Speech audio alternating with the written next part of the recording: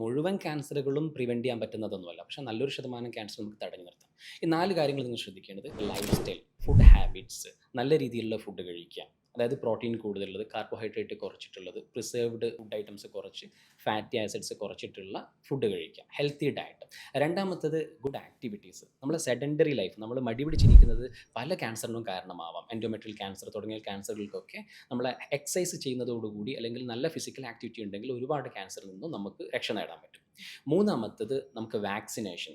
അതായത് HPV vaccination എടുക്കുന്നത് വഴി സെർവൈക്കൽ ക്യാൻസർ ഉൾപ്പെടെ 7 8 ക്യാൻസറുകൾ നമുക്ക് തടഞ്ഞു നിർത്താൻ പറ്റും. ഇതിൽ സെർവൈക്കൽ ക്യാൻസർ 100% നമുക്ക് പ്രിവെൻറ്റ് ചെയ്യാൻ പറ്റും.